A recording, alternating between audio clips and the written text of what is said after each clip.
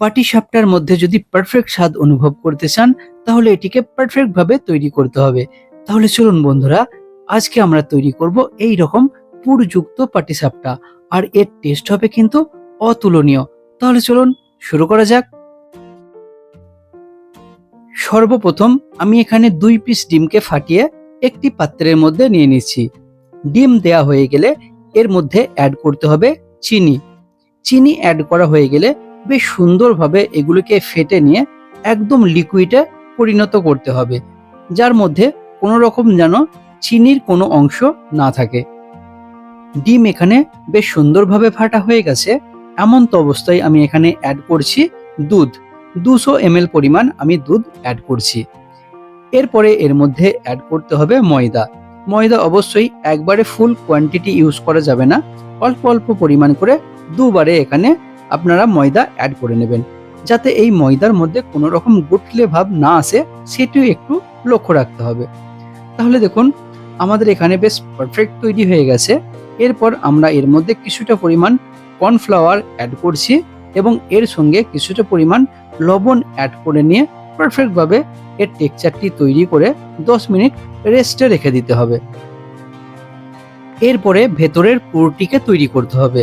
তার জন্য আমি এখানে কিছুটা পরিমাণ নারকেল নিয়েছি, এর সঙ্গে কিছুটা পরিমাণ কাজু বাদাম এবং কাঠবাদাম অ্যাড করে নিতে হবে। আরও অ্যাড করতে হবে চিনি। এরপরে 1 থেকে 2 বার জাস্ট এটিকে ঘুরিয়ে নেবেন। এরপরে একটি পাত্রের মধ্যে অয়েল দিয়ে নিয়ে অয়েলটি যখন পারফেক্ট গরম হয়ে যাবে, এই যে পুরের অংশটি আমরা মিক্সিতে যেটি তৈরি করলাম সেটিকে এর মধ্যে অ্যাড করে নিতে হবে। এখানে একটা কথা বলে রাখি, মিক্সিতে যে ঘোরাবেন 1 থেকে 2 বারের বেশি ঘোরাবেন না, যাতে এটি পেস্টে পরিণত না হয়ে যায়, সেটি একটু লক্ষ্য রাখতে হবে। এরপর পাত্রের মধ্যে দিয়ে একটু নাড়াচাড়া করলেই আমাদের কিন্তু ভিতরের পুরটি পারফেক্ট তৈরি হয়ে যাবে।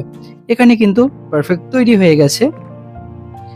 এরপরে আমরা যে টেক্সচারটি তৈরি করেছিলাম এই টেক্সচারের মধ্যে একটু অয়েল দিয়ে নিতে হবে। এরপর আমাদের পাটিসাপটাটি তৈরি হবে। তার জন্য পাত্রের মধ্যে অয়েল দিয়ে নিতে হবে এবং একটি ব্রাশের সাহায্যে চতুর্দিকে এইরকম ভাবে দিয়ে নিতে হবে, এতে করে পাটিসাপটার নিচের অংশটি ধরে যাবে না। এরপর একটি পাত্রের সাহায্যে লিকুইড যেটি আমাদের তৈরি হয়েছিল সেটিকে এর মধ্যে দিয়ে নিতে হবে। আর টেক্সচারটি ঠিক এইরকম করার চেষ্টা করবেন, পাতলা খুব একটা মোটা করলে পারফেক্ট এটি তৈরি হবে না। এরপর মিডিয়াম টু লো ফ্লেমে এটি রাখবেন। উপরের অংশটা দেখুন একটু পরিমাণ এখানে হাতেতে ধরছে না, এরপরে এটিকে উল্টে নিতে হবে। আর এই পাটিসাপটা রেসিপি কিন্তু খুবই পাতলাভাবে তৈরি করতে হবে। তাহলে বন্ধুরা, উল্টে পাল্টে নিয়ে 2 সাইডকে বেশ সুন্দরভাবে যখন পারফেক্টভাবে সেঁকা হয়ে যাবে, এরপর এটিকে তুলে নিতে হবে।